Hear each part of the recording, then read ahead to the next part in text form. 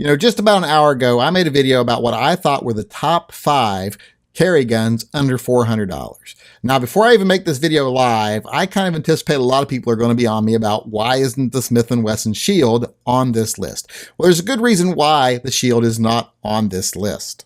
Now remember, this list was about my own personal experience with these guns, and I just couldn't put the Smith & Wesson Shield on the list of top 5 because of some negative experiences I had with it after I initially owned it. Now, when I first got it, I said it's one of the best subcompact guns I've ever had, especially subcompact polymer guns. And I agree with that. I still stand by that statement. It was awesome. But then I started having issues. Towards the end of the time that I owned that gun, I started having issues with the magazine falling out. Well, it happened to me quite a bit. I wasn't hitting the button, nothing. It would just fall out under recoil. So I replaced the magazine latch and the magazine catch there and stopped having the problem. So I was like, okay, well, that's fixed. It wasn't that big, so this isn't a big deal. Well, shortly after that, I started having ejection issues, really erratic ejection. It was shooting straight off to the right, and then it was shooting straight up, sometimes hit me in the shoulder, sometimes hit me in the face. And regardless of what people like to say, I don't like hot loads in my face, so I wasn't really enjoying that. Then right after I started having the ejection issues, I started having problems with stovepiping. So I thought, something has to be wrong with my extractor. So I took the gun apart and I noticed my extractor was really worn. It should not have been in that condition for as new as the gun was. So I replaced the extractor, stopped having the problems. But then a few hundred rounds later, I started having the extraction issues again, the exact same issues. And I thought, this is getting a little tiresome. And to top things off, right when I started having the extraction issues again, my magazine started dropping out again. So I eventually sent the gun back to Smith & Wesson for repairs.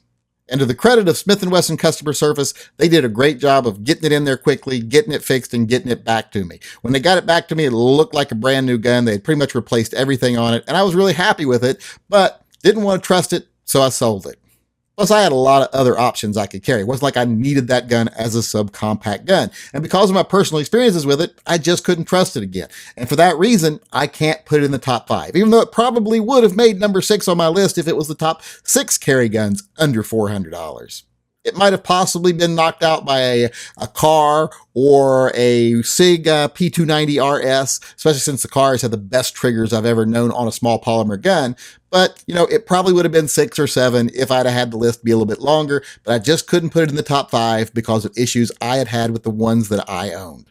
Now, does that mean I'm saying the Smith & Wesson Shield isn't a great gun? Well, no, of course it doesn't mean that. This is just my experiences. It's one person's experience.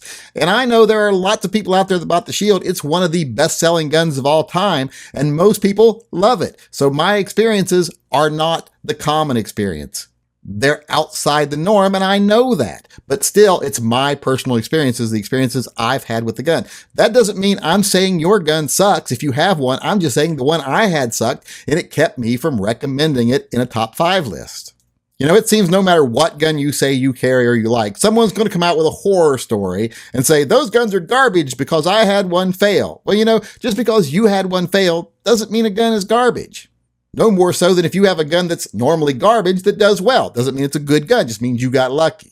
For example, if a person comes out and says, well, Smith & Wesson's never made a good revolver ever. They've always been garbage. Every one I've ever had has been garbage. Well, that doesn't necessarily mean that Smith & Wesson guns are garbage. That means that person has bad experiences with them. A lot of times it means people are just making shit up to support the guns they do like, but it doesn't always mean that. It means that person could have had bad experiences with that gun, but it doesn't make it the norm. Their bad experiences do not erase the thousands and thousands and thousands of times more people that love Smith & Wesson revolvers. It just means they personally had a bad experience. That is their opinion. That is their experience. It doesn't negate everyone else's good experiences. And you basically just use simple math to say, hey, if 999 people love them and one person hates them, they're probably great. Now, I know there is the problem of every gun having great reviews on the gun channels. Well, a lot of gun channels are in the business and it's their job to promote guns. And that's what they do. You have to be able to tell that that's their job and that that's what they do. It's up to you to be an educated consumer. If you really want to know about guns, go to forums and ask people that actually own the guns, that haven't had it loaned to them for a day or two to do a video. They actually paid their hard-earned money on it. You'll hear the good and the bad. And then see which one makes more sense to you. Does it seem like the good is far more believable and far outweighs the bad, or is it the other way around? And remember, these are guns. You should be able to get at least a 90% positive rate on any gun for it to be a good gun. If you go to a forum and you see, well, the gun gets about a 50-50 rating, well, then it's probably not a great gun. So in the end, just remember, just because I leave your gun off of a list or I don't say I like your gun doesn't mean you have a bad gun. Just means I obviously don't like it, or else I just didn't even think to mention it. But it's just my opinion. And other people have opinions of guns that differ from mine and differ from yours. Take the good with the bad, pay attention to the stuff that you think is credible and makes sense, and disregard the naysayers and the negative people, because they're going to exist for any gun. If you say Glock, people will be like, those are pieces of garbage. You know, it's just any gun you say, there are going to be haters. So keep that in mind when someone says something negative about your gun or positive about your gun. The only person that can really tell you whether a gun is right for you is you. Just like the only person can tell you whether a gun is wrong for you is you. So when you listen to people say a gun sucks, take that with a grain of salt. Weigh it on what you think is actually good evidence on the gun or good opinions on the gun, and then decide what you think of the gun for yourself. Because if you own it and it works for you, then it's a good gun and no one can tell you different.